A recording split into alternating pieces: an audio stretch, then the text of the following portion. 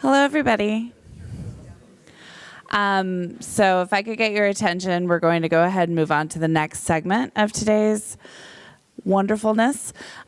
So right now, we're going to have a presentation from CCRC. They'll be talking about the evaluation work that they've been doing in your states. And they will also be talking about the evaluation planning they'll be helping with in the next couple of days. So this is Susan Bickerstaff, and Not during this part. and Adnan's sitting over there. And go ahead and take it away. Okay, I'm going to try to use this. Can you all hear me? I'll try to project. Okay, so thank you so much. It's a pleasure to be here. I have had the opportunity, Heather's going like this. Okay. I've had the opportunity to meet and interact with many of you over the course of this 2-year project through our work with CCRC, and you also heard this morning that my 2 colleagues are here.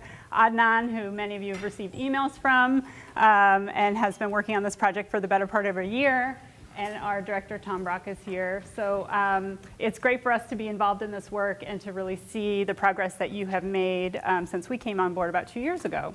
So I have 2 topics that I'll be sort of I won't say cramming into this hour, but I'll say I will be addressing in this hour, and they're different but related. One are some findings from our qualitative work that we've conducted with the folks in this room and others from your state.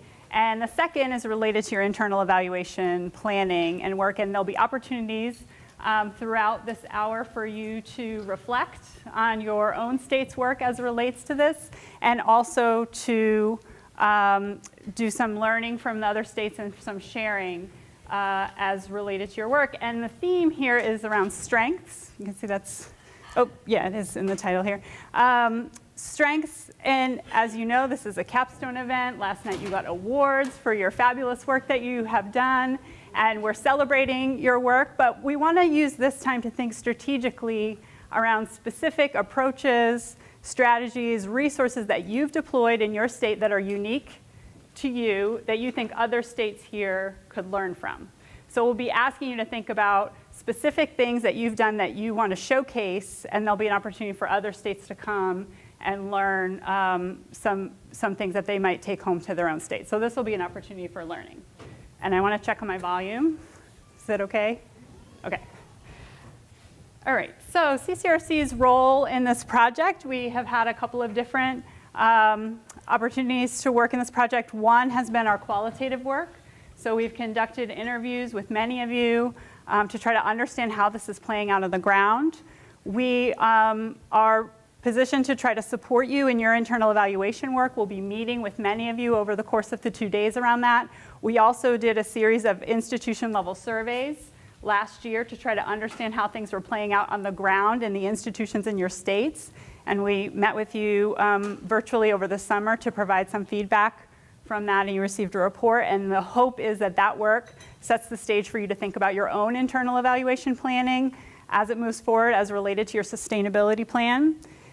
Behind the scenes, we've provided some feedback to the Dana Center on what we've learned from you, so hopefully support their role in this. And then we have 3 public-facing publications that will come out of this project. One will be released this month, and it's what I'm talking about today, and that is a report that focuses on the state-level conditions for scaling. And you'll see some overlap between what I'll talk about and what Amy talked about this morning in terms of that normative practice and what does it take at the state level to get that normative practice. And then 2 publications that will come out within the next 6 to 8 months that focus more on the institutional perspective, and that will draw in the survey data that we collected, as well as the qualitative data that we collected from interviewing folks at institutions around your states.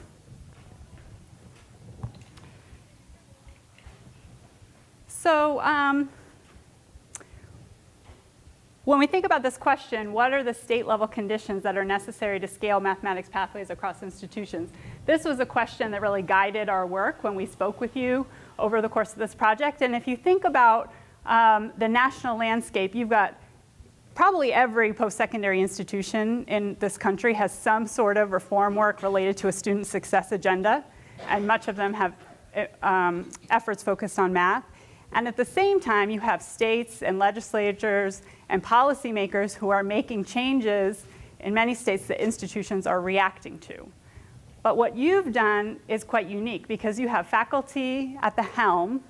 You're making a change that impacts not just a math course or a math department, but it has implications for functions across the institution. And you're not doing it at an institution by institution in an uncoordinated fashion. You're doing it, and you're not just doing it at a system level, but you're doing it at the state level. So that's unique, and it's something worth documenting, and that is part of the reason why CCRC was so excited to be a part of this project. And so what we're asking is, okay, given that as a backdrop, what are the conditions that need to be in place to make this happen for Math Pathways? So what I'm going to present relatively quickly are 5 themes that came out of our work with you all, and my hope is that they feel familiar and that you'll nod your heads because we kind of got them from you. So if they don't seem familiar, that's a problem.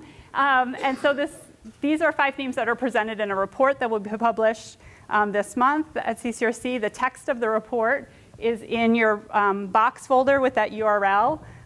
Don't pull it up now because I'll really lose you, but you can look at it later.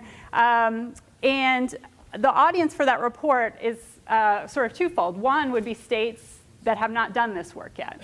So we're hoping by highlighting those themes, other states can start to think about and learn from your work. But we're also hoping that stakeholders in your state who have not been as intimately involved as you have been might be able to use the themes there to sort of have a fuller understanding of the work that you've been doing, because it's multi-layered and it's complex. And so that's the goal of a report like this. So what I'm going to do is I'm going to talk about these 5 themes. Like I said, relatively quickly. I'll give you a chance to sort of react to them, and then your task with your team will be to pick one of those dimensions and talk about the ways that you have used unique or really effective strategies to make that happen in your state, and other teams will get to learn from that. So that's kind of your charge.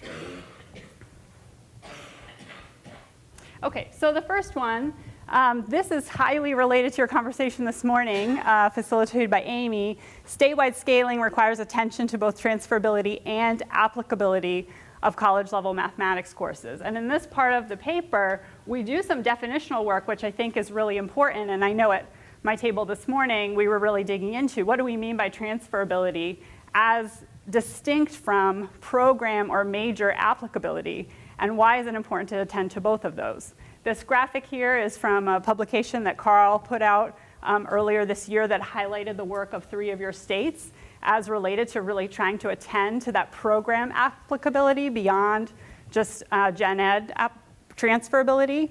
And in the report, we sort of highlight some of the challenges that emerge when these things are not attended to. One being a failure to scale within institutions. If advisors don't want to put students in the Pathways courses because they don't think that it'll scale, then it's hard for Math Pathways to become normative practice.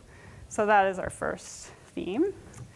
The second is related to engagement and leadership from across 2-year and 4-year sectors. We have learned, and you know, that 4-year and 2-year institutions come at this with different needs, priorities, and perspectives, and they view Math Pathways a little bit differently based on their student population, their goals for student success. And so in order for this work to take off, both sectors need to feel like they own this and that they have, that they're going to get something out of this. And so we see, and we document in the report, the ways in which your states have thought about, for example, how to make this seem like this is not a 2-year thing, that Math Pathways is something that lives in the 2-year space and that 4 years are peripherally involved in. How do you build that legitimacy and the leadership in the 4-year sector, as an example? And the same could be said for some states with the 2-year. So leadership is not just about pragmatic concerns, like how do I make sure this is this addresses my needs in the 4-year sector, for example, but how do I communicate this in ways that other folks in my sector understand and see why it's important. The third, in order to move towards scaling, states must devise robust mechanisms for gaining consensus on student learning outcomes of Math Pathways. This graphic is from a 2017 Dana Center publication focused on the structures to be put in place to have to develop student learning outcomes, or as we learned last night, SLOW, SLOs. So this is where this broad vision for math pathways, this idea, yeah, students should have different pathways. This is where it comes under pressure, because now you're talking about not just a grand idea that pathways are a good idea, but you're actually getting down to what students will learn in the classroom. So now you have people with very different ideas of what a quantitative reasoning course would be, what would be the prerequisite for statistics. And so what we're documenting is how robust of an infrastructure you need to make those decisions. That just gathering faculty together for an afternoon is likely not going to cut it, but that you need time and resources and strong facilitation to help states make these kind of challenging decisions that have implications for inside the classroom, not just at the policy level. The fourth, state-level scaling is enabled by the engagement of non-mathematics stakeholders.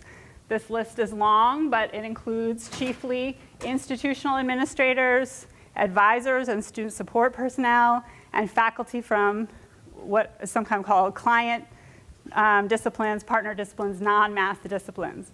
And so faculty from mathematics have been the leaders of this, but we've seen the ways that engaging these non-math stakeholders early and often can make a difference. And by engagement, it's a two-way sort of relationship, or a multi-directional relationship. Not just communicating to those other stakeholders, but learning from them, understanding their priorities, understanding, for example, what the business department needs and wants, and then being able to communicate back to them. And so we give examples of the ways that you have creatively and thoughtfully tried to engage folks who are not in mathematics around this work. And then the last theme is about the coordination with ongoing reforms that are connected. And some of the folks here in the room are represented on this slide. So you have co-rec work that's often led by other organizations. You have guided pathways work. Many states are implementing multiple measures, other reforms to developmental mathematics, and that this presents a great opportunity for momentum. It also can present challenges when these efforts are not coordinated, when there's confusing or mixed messages, when the folks at the institutional level can't quite distinguish who's talking about what. So we see great promise in opportunities to coordinate these initiatives, but it needs to be done strategically and thoughtfully.